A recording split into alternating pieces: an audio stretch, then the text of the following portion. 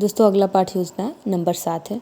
यहाँ ये हेडिंग से लिखा गया ना, तो पानी थोड़ा गिर गया था इस पर, तो ये थोड़ा मतलब ख़राब हो गया है। तो आप लोग पहले विद्यालय का नाम डालेंगे, उसके बाद छात्राध्यापिका जिसका नाम जो हो वो डालेगा, दिनांक, कक्षा, विषय। लेकिन आप लोग से रिक्वेस्ट है कि ऐसे ही ये कॉलम बनाइएगा, ये देखने में बहुत सुंदर लगता है।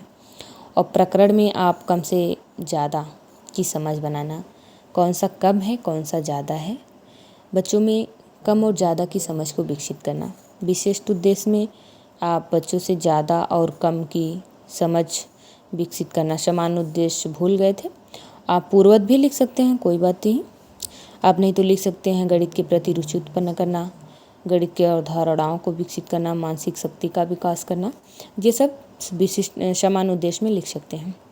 सहायक सामग्री में लिखेंगे फ्लैश कार्ड, चित्र, पोस्टर, चार्ट व अन्य शिक्षण उपयोगी वस्तुएं। यहाँ एक हेडिंग छूट गया है, पूर्व ज्ञान। आप लिखेंगे बच्चों को संख्याओं मतलब कम और ज़्यादा के बारे में थोड़ी जानकारी तो होती है। अब प्रस्तावना के प्रश्न लिखेंगे। प्रस्तावना के प्रश्न में वही फिर तीसरे कॉलम बनाएंगे। लिखेंगे फ्लैश कार्ड दिखाते हुए बच्चे, इसमें क्या छपा है? तो बच्चे बोलेंगे फूल। फ्लैश कार्ड में किस में ज़्यादा फूल है? मतलब 2 फ्लैश कार्ड दिखाएंगे, जैसे यहाँ फ्लैश कार्ड है 2 है, एक में मान लीजिए ज़्यादा फूल है, एक में कम फूल है। तो बच्चों से बताएंगे किस में कौन से ज़्यादा है, तो बच्चे बोलेंगे इसमें ज़्यादा है, इसमें कम है। तो ये बता रहे हैं कि दाईं तरफ वाले में ज़्यादा है। तो कम और ज़्यादा की मात्रा के बारे में आप क्या जानते हैं? तो बच्चे वैसे भी इसको डिफाइन कर नहीं पाएंगे, तो वो समस्यात्मक प्रश्न हो जाएगा। दोस्तों अगला प्रस्तुतिकरण, कैसे प्रेजेंटेशन किया जाए, बच्चों को कैसे समझाया जाए। तो 3 कॉलम बनाएंगे, शिक्षण बिंदु का, छात्राध्यापिका का और छात्र कथन का।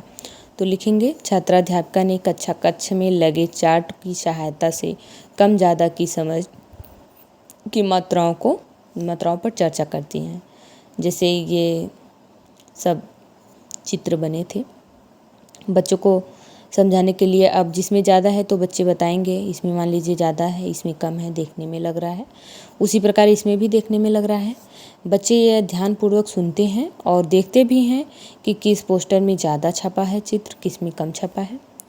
तो समान या बराबर मात्राओं में भी कुछ पोस्टर दिखाकर छात्राध्यापिका बच्चों का ध्यान एकाग्रचित करके पूछती हैं, बच्चों इसमें कौन सा ज़्यादा है कौन सा कम है। तो बच्चे बोलेंगे दोनों में बराबर है, इसमें यहाँ भी 4 है, यहाँ भी 4 है। तो बच्चे ध्यानपूर्वक समझते हैं और सुनते भी हैं और देखते भी हैं और कॉपी पे अपने लिखते भी हैं कि यह सब कैसे हो रहा है। तो कुछ बोधात्मक प्रश्न भी पूछा जाता है। पूछेंगे कि शिक्षिका बच्चों को समूह में विभाजित करती हैं तथा कुछ कंकड़ व पत्ते उनके सामने रखती हैं, इसमें संबंधित प्रश्न पूछें। जैसे पत्तियां हैं यहाँ पे, यहाँ भी हैं। ए और बी पूछेंगे बच्चे इसमें से कौन सा ज़्यादा है, तो बच्चों का आंसर आएगा ए ज़्यादा है, बी कम है। तो इसी प्रकार बोधात्मक प्रश्न भी पूछ लिया गया है। अब अगला यहाँ आएगा श्यामपट्ट कार्य।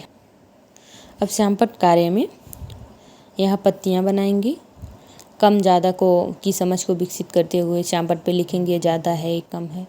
यहाँ ये चित्र बनाएंगी, यहाँ ये चित्र बनाएंगी। तो बच्चों से पूछेंगे चित्र बना कर ब्लैक बोर्ड पे कि बच्चों कौन सा ज़्यादा है किस में कम है, तो बच्चे बताएंगे, क्योंकि एक बार व्याख्या किए थे तो उसमें समझ चुके हैं, तो बच्चे बता देंगे। अगला है निरीक्षण कार्य। निरीक्षण कार्य में श्यामपट्ट पर लिखे गए चित्रों को बच्चे अपनी उत्तर पुस्तिका में छापते हैं।